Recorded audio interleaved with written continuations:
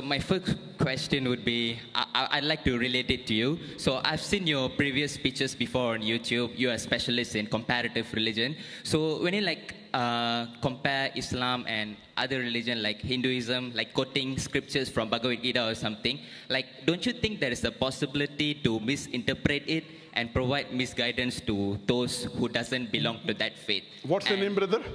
Pardon? Your name? Shashi Varman. Okay. And Shashi. If it is proven that there is a misinterpretation in your speech, does that mean that you failed to carry out your duty as a Muslim professional? The brother asked a very good question, a very relevant question to the topic. I'd like to thank him. His question is that I am a specialist of comparative religion. I prefer calling myself a student of comparative religion. And when I quote scriptures of other religion, like whether it be the Bhagavad Gita, whether Veda, whether Bible, and if I misinterpret that scripture, then isn't it wrong as a Muslim? Totally wrong. I agree with you. That's the reason after every lecture of mine, we have question answer session. Most of the religious speaker, whether it be Hindu, whether it be Christian, whether it be Muslim, most of them, majority, more than 90%, after this speech, they have no question answer session. Sheikh Didat was the first one who started, and now, mashallah, many of us, after every lecture, we have a question answer session. Why? So that if you disagree with us, you are open to ask the question. In the question answer time, if any speaker, including myself, if the questioner proves that my interpretation is wrong, if they prove to me, first I will say, I am sorry, I will take it back. If I make a mistake, as a Muslim, compulsory, I would apologize. I would first say, I'm sorry, I misunderstood your scripture. Inshallah, in future, I will not quote it. Never in my life of 25 years of dawah, more than has a single questioner, mashallah, I can make mistakes. I'm a human being. I'm not perfect.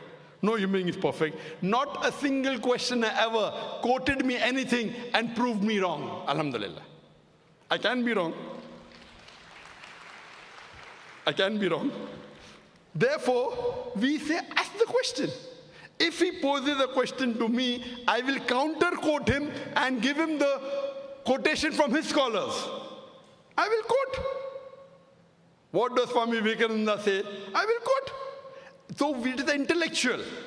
That is the reason what we say, let's come for a debate. Friendly debate, no problem. But I'll only debate with someone who has some standing, not with every Tom, Dick and Harry. You understand?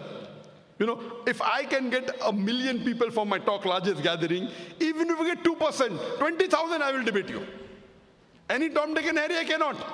So what my reason is, if you want to debate me, you should at least be able to gather minimum 20,000 for your speech. If I can get 2 million, you at least get 2%. Okay? If you can get 20,000 for your lecture, I'm willing to debate with you. If you cannot get, you give it to someone who can get. And there are many Hindu speakers in the world. There are many Christian speakers in the world who get 100,000 and more. In India, many people. You know, Shri Ravi Shankar. He gets audiences of 100,000. I debated with him. And you know the outcome of that. Have you seen that debate? Yeah. What was the outcome? It was... What? It wasn't as I expected. Yeah. Sorry? It wasn't as I expected, yeah.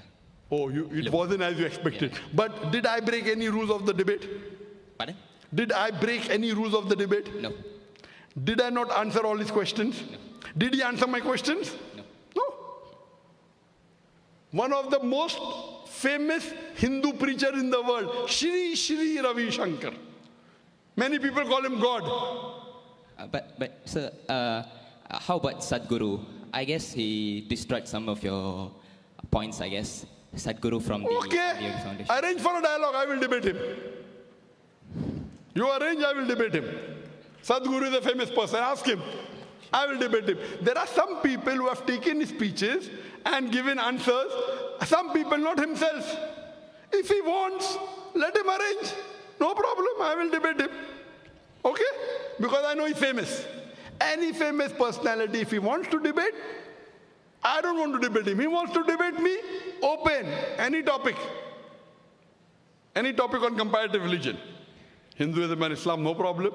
Okay, I'm welcome.